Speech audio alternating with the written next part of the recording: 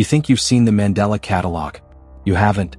There are episodes, tapes, and fragments of footage that never made it online, or were uploaded briefly only to vanish hours later. Footage that's been whispered about on forums, traded in encrypted files, and viewed by only a handful of people. Tonight, we're opening the door to the lost files. And once you see what's inside, you'll wish they had stayed buried. Part 1. The file called Interloper. The first lost segment is known as Interloper. No one knows if it was made by Alex Kister himself or if it was something else, something that just appeared in the upload folder. It begins with grainy CCTV footage of a suburban street at night. Nothing unusual, until you notice one of the houses has every single light on. The camera zooms in, the image flickering with static. In the window of the lit-up house stands a figure, its proportions wrong. Shoulders too high, head too small. No facial features, just shadow. Then text appears on screen. Do not acknowledge it. Do not speak to it. For the next 45 seconds, nothing happens, just the figure watching. Until the lights in the rest of the street begin turning on, one by one, as if every house has something standing inside it now. This segment was supposedly uploaded at 3:17 a.m. to an unlisted YouTube link.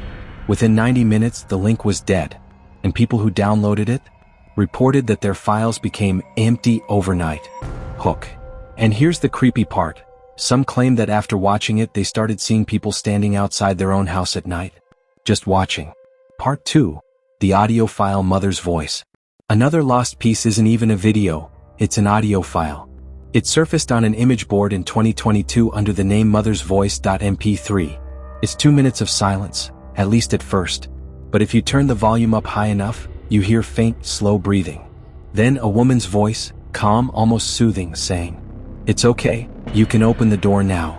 There's the sound of footsteps, a creak, and then the voice changes. It becomes distorted, deeper, layered with multiple tones. It says, "You let me in." People claim strange things happened after listening. Phones glitching, mirrors in their home fogging up for no reason. One user swore the voice they heard in the file matched the voice of their dead mother. The original thread with the file was deleted. All backups became corrupted. Only a few seconds of the voice survived today. Hook. But if the alternates are real, maybe this wasn't just audio. Maybe it was a lure. Part 3. The Room 44 VHS. This one is the most unsettling. It's called Room 44 and supposedly, it was found in a thrift store box of VHS tapes in Mandela County. It opens with a man filming himself entering a cheap motel room. The decor is faded, water-stained, almost colorless. He sets the camera down on the dresser, pointing toward the bed. For the next 2 minutes he says nothing, just sits on the edge of the bed staring at the floor. Then he slowly turns to the camera and smiles. But his smile doesn't stop.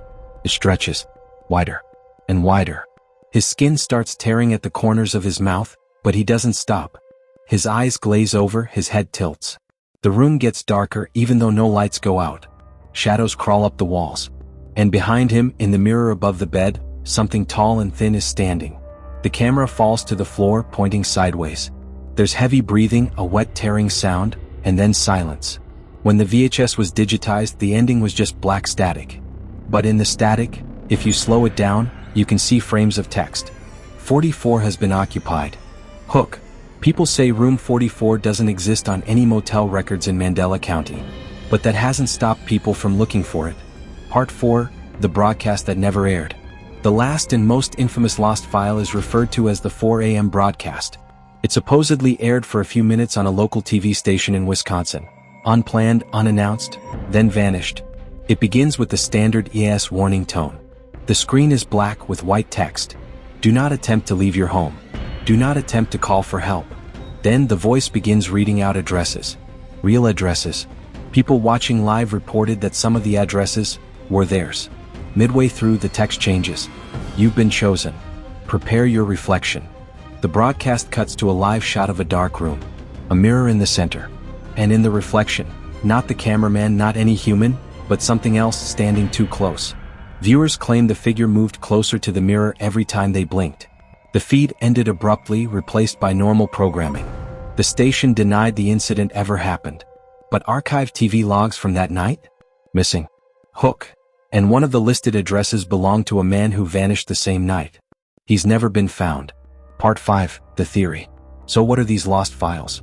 Are they fan-made ARG material, or is there something more sinister, something that wants to be seen even if only for a moment? The Mandela Catalogue has always blurred the line between fiction and reality. But if these files are real, they suggest something terrifying. The alternates aren't confined to the story. They've been here the whole time, slipping into our media, our broadcasts, our photos, using them as a way in. Think about it. If you could replace someone, how would you get close? You'd appear in things they trust. A family video, a news broadcast, an old photograph. You'd lure them with a familiar voice. You'd call them by name, and they'd let you in. Maybe these lost files aren't missing at all. Maybe they were never meant to be shared publicly, because anyone who sees them might start noticing things they can't unsee.